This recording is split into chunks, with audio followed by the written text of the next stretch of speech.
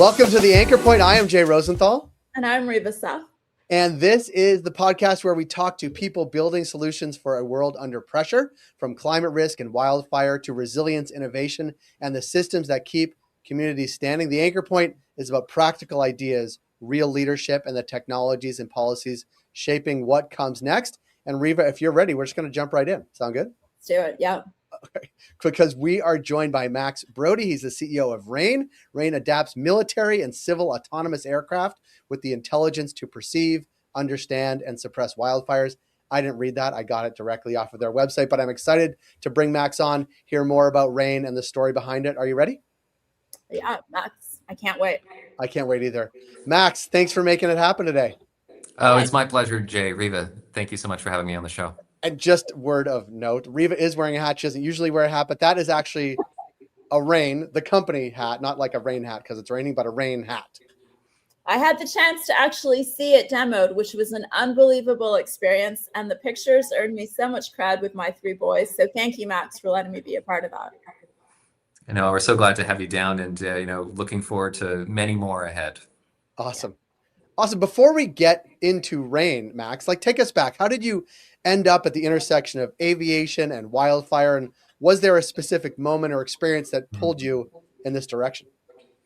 Yeah, it's a great question, Jay, because, I certainly didn't start out thinking that, I would be building a technology company in wildfire and aviation. But where this really began was as a kid growing up in British Columbia in a fire-prone area. I experienced a catastrophic firestorm that tore through my hometown at a young age. And that is something that I never forgot. It started, as many fires do, with a lightning strike on a single tree that no one was able to get to. It started at 4 o'clock in the morning. Someone was able to see it from across the lake, but no one could get there.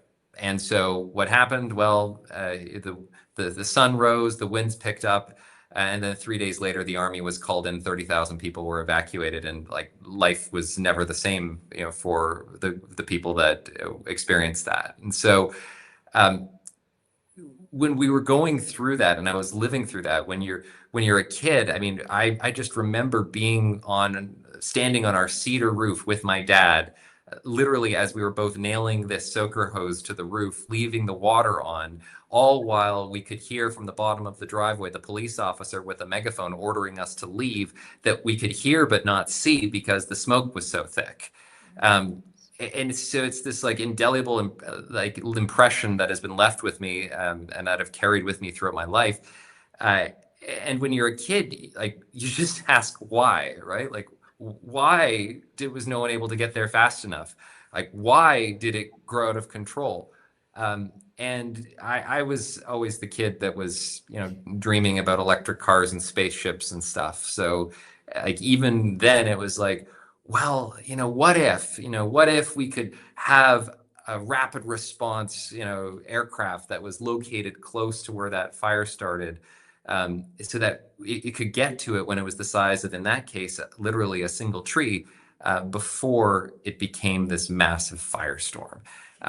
And so, I mean, that was the spark. That was the idea, even as a kid. But, in the intervening years, it was just one of many ideas that, folks think of. And, but it was, in the intervening years, I had moved to Silicon Valley. I had built and sold a couple of technology companies. But it was 2018 when the campfire had just tore through the town of Paradise. And it felt like it was all happening all over again. Everything that I had lived through all came rushing back. And it's oh my gosh, this is not only not getting, it's not only not getting any better, but it's actually getting worse. So that was really I had been taking some time off and started getting together with some friends and trying to figure out, okay, is it possible? Is it actually possible to be able to intervene in fires before they grow out of control using a distributed fleet of autonomous rapid response aircraft? So we looked at okay, what's the state of early detection? Okay, what's the state of aircraft autonomy? Oh, wow, you can pull technology that's been developed out of the Department of Defense and apply it for use in the space. So you don't have to take 10 years and you don't have to spend hundreds of millions of dollars to do this. We looked at the regulations and saw that there was a pathway. So, I mean, that was really the genesis of RAIN, which began in 2019. And, we've been kind of at the forefront to introduce this technology into the community for the past 6 years. So. You touched on it a bit, Max, but maybe you could break down for us a little more, even like what is the problem that RAIN is solving? Yeah, just that. What is the problem that RAIN is solving and why it matters so much in catastrophic wildfires? Yeah, this question is so important, and it is so important to consider this question on a timeline. Because we started the company with this vision of this future where there is a fleet of pre-positioned rapid response aircraft that's able to rapidly intervene. But of course, there are many milestones along the way and problems that this technology can solve and address for the fire community along the way. And what we've learned over these past many years in interacting with folks is that there's very near-term problems that can be addressed, including workload reduction for crewed autonomy applications.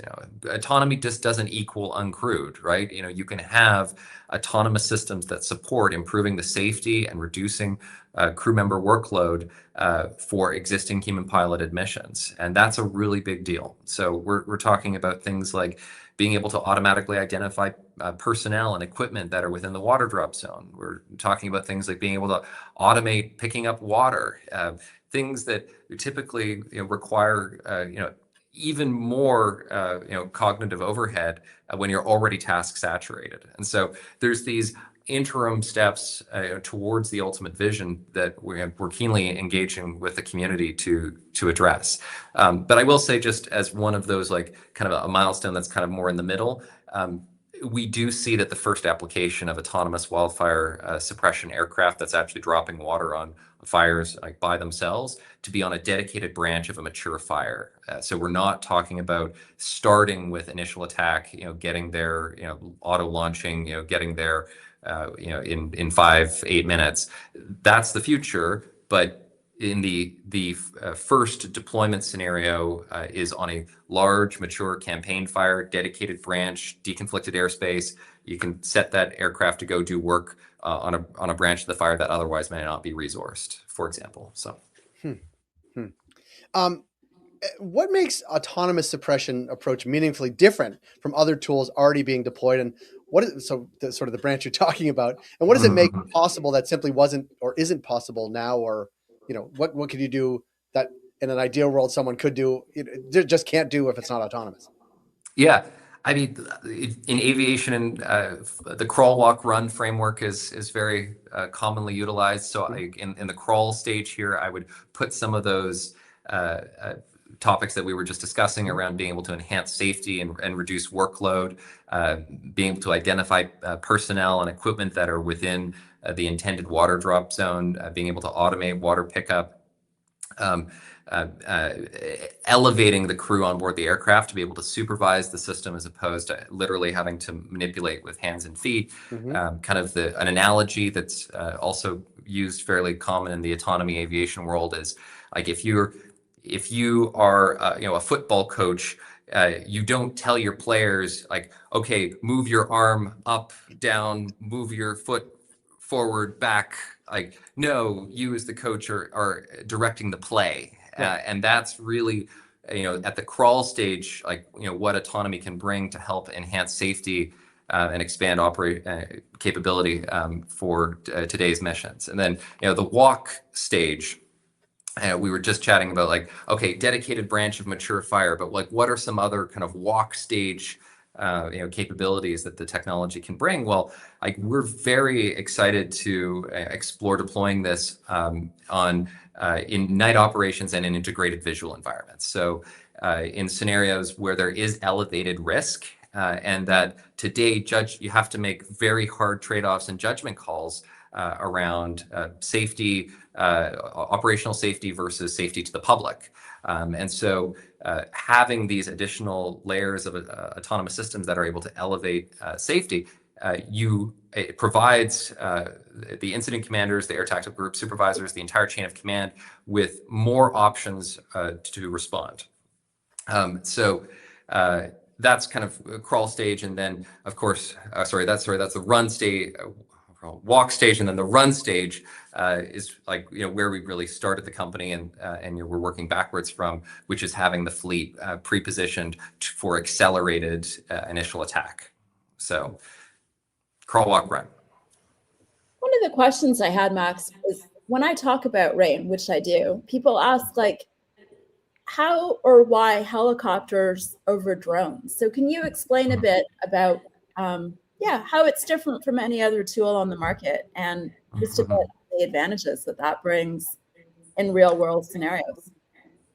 Yes. So this really goes back to, that kind of that checklist that we were going through back in, 2018, 2019, and determining the feasibility of rapid or early wildfire intervention, looking at the regulations, looking at the state of early detection systems, looking at the state of aircraft autonomy coming out of the Department of Defense. Well, in that same period, we also did a deep dive into the physics of fire to understand at a very deep level what does it take, how much water delivered, how quickly, by how many aircraft is going to be able to reliably control or contain ignitions at the incipient stage.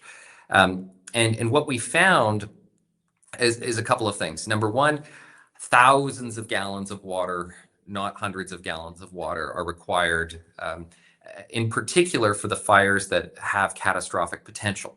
So as we all know, kind of within the community, not all fire is bad, right? You want low intensity, good fire on the landscape.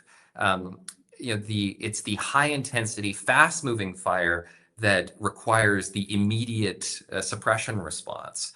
And those fires tend to be wind driven. They tend to grow extremely quickly.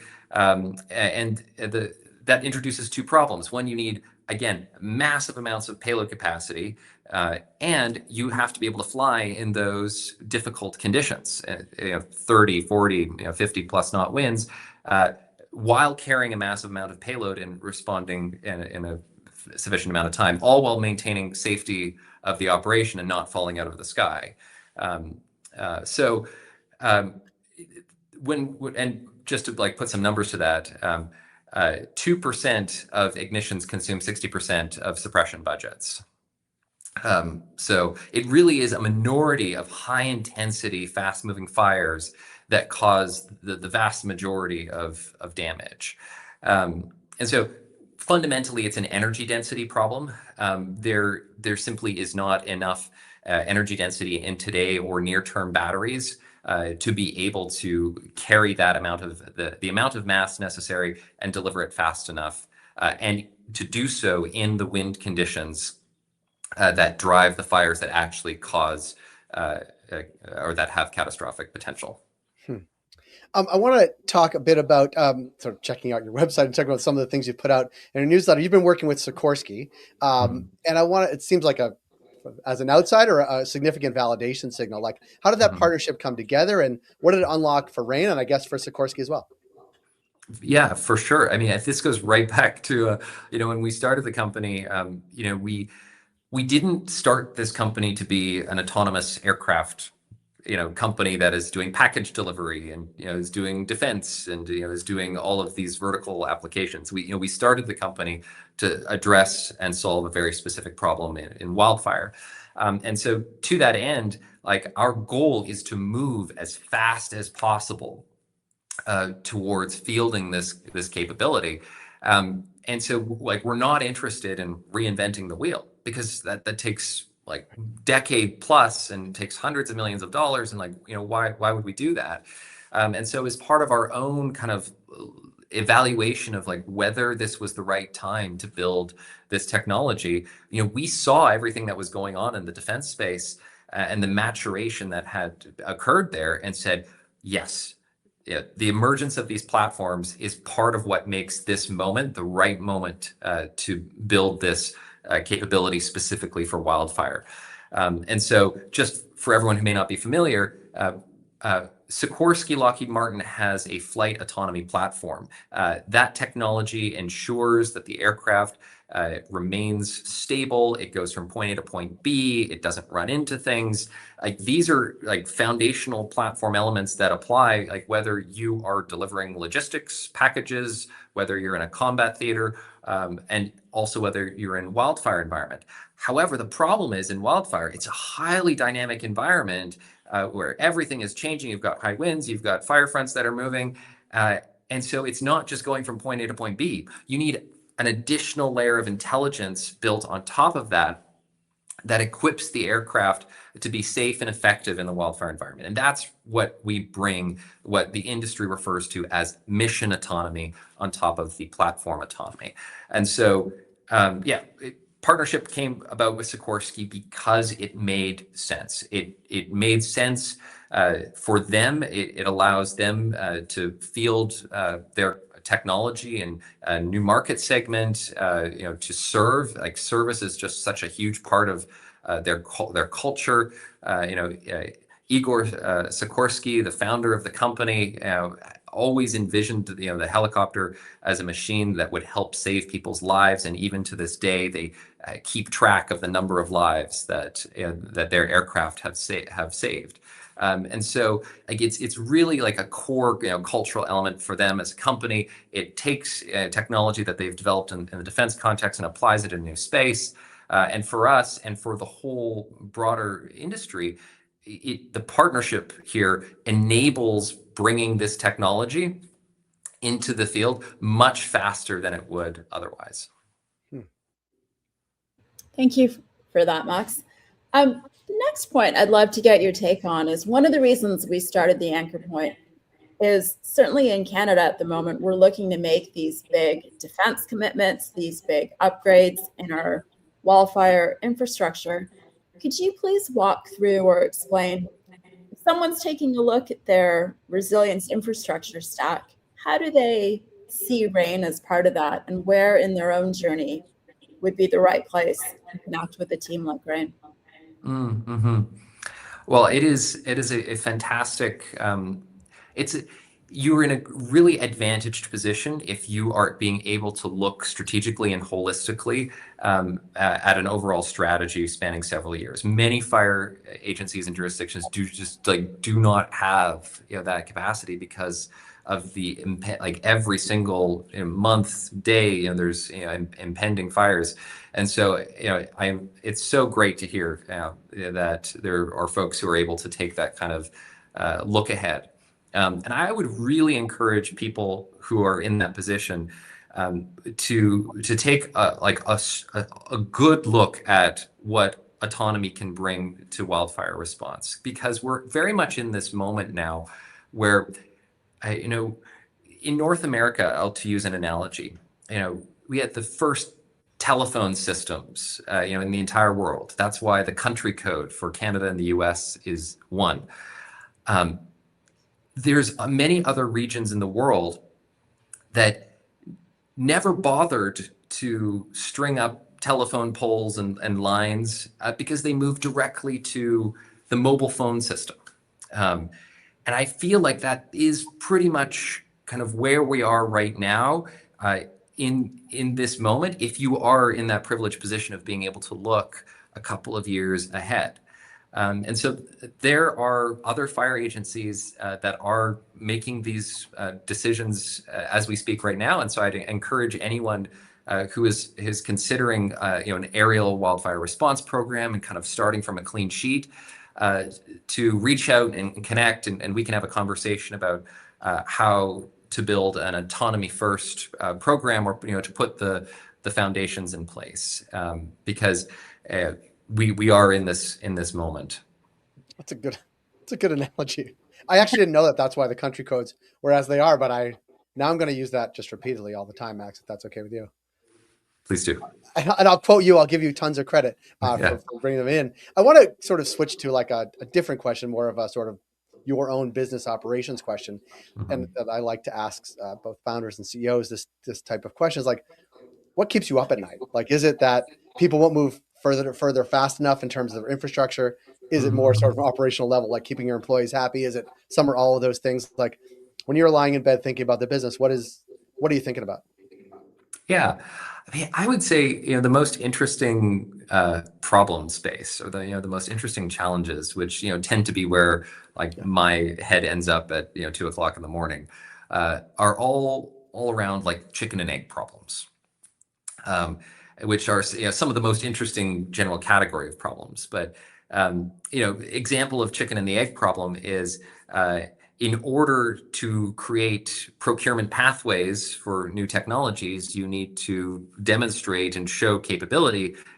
But in order to demonstrate and show capability, it requires resourcing that, for the folks who provide that resource, I think in the form of investors, it requires there to be procurement pathways, right?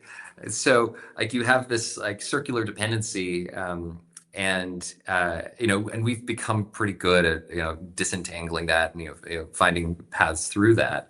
But it ultimately at the end of the day requires in people to take a leap of faith, and we have found most success in finding other like-minded people within the fire community, within the world of policy, who are also of that disposition, where they see the future and are in a position to help enable that future. So that's the general category of circular dependency, chicken and egg problems is usually where my head ends up. Yeah, and of those people you just mentioned, there are some that are much more risk averse in their sort of purchasing, right? Like it's certainly from a government perspective or infrastructure perspective, versus sort of people who sit in Silicon Valley every day, and this is the life they live. Like it is like getting closer and closer together of sort of people willing to take that leap, as you said, right? Like it's hard to do.